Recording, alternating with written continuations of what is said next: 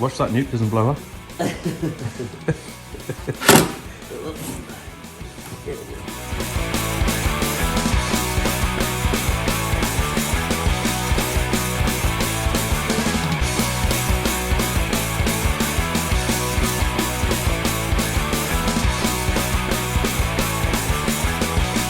Here we are down at the Horseshoe Apiary. It's called a horseshoe for obvious reasons. There's an entrance here and you come down and around into these hives and then back out through another entrance there.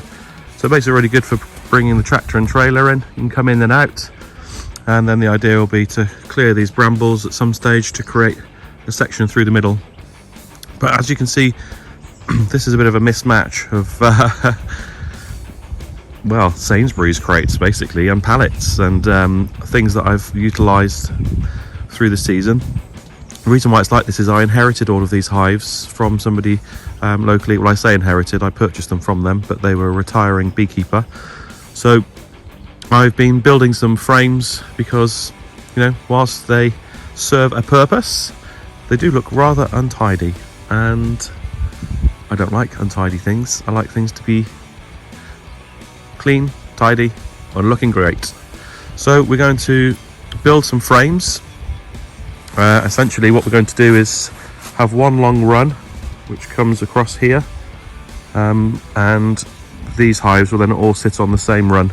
I'm going to design them so that there are gaps in between the stand that I can rest the frames in, because I can't stand putting frames on the floor or resting them up against the hive.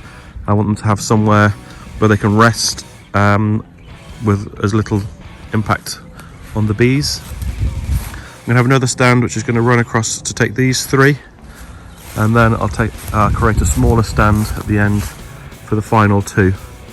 So that's going to give me the ability to add potentially one more hive in on this run, another two more hives on this run, and then another two more hives on the end run.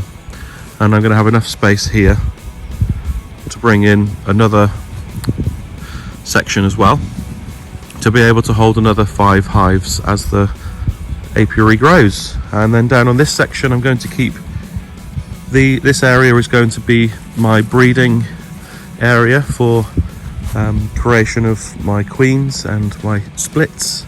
So these ones are going to stay on stands, and then I'm going to bring in a new stand along here which will be able to hold 5 normal hives, or potentially sort of 8 nukes, something like that. And then I've got additional room here for some hives as they grow.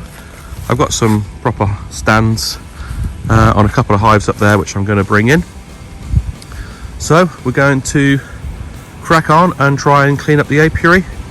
I've also brought a leaf blower and a strimmer, which I had already, just to try to tidy up, because it's February.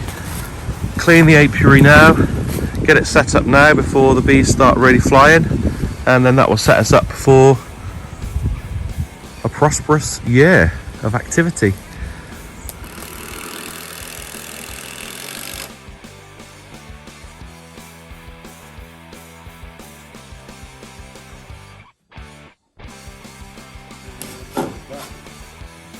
Watch that nuke doesn't blow up.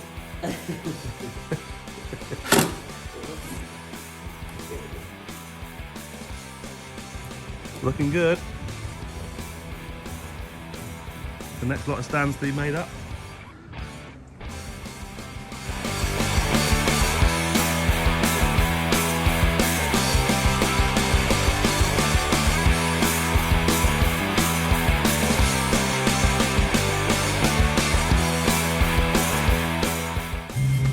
Got my good angle. Yeah, baby. Yeah, baby.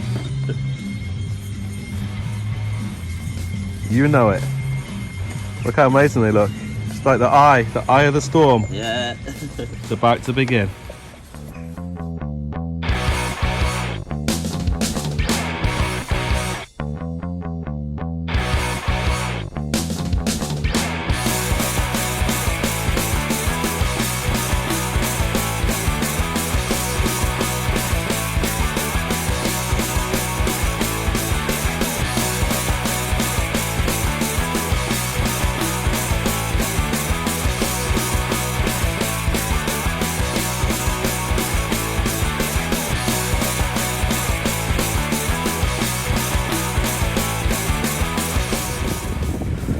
Here we have the new stands. So as you can see, we've screwed the pieces of wood together essentially, and the hive will go on the corner, and then beside the hive and the noggin we've got room to put our frames down. So when I'm doing my inspections, I can rest my frames inside. They get a bit snappy in here. Not snappy, but it's the first time I've been around the bees this year where they've been flying and I've got no bee suit on. So yeah, that gave me a bit of a jump. So you can see these two are going to go on, that's that 4 section. These two are going to go on the next one, and then I will have room to infill in the middle with another one or a nuke as I go. So I've got another 3 of these, so I will go and grab those and continue the build. It's going to look so much smarter though, isn't it? Taking them off the pallets and the crates.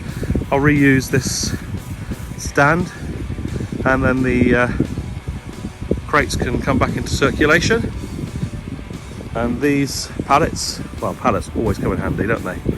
Particularly when I'm doing my pollination contracts.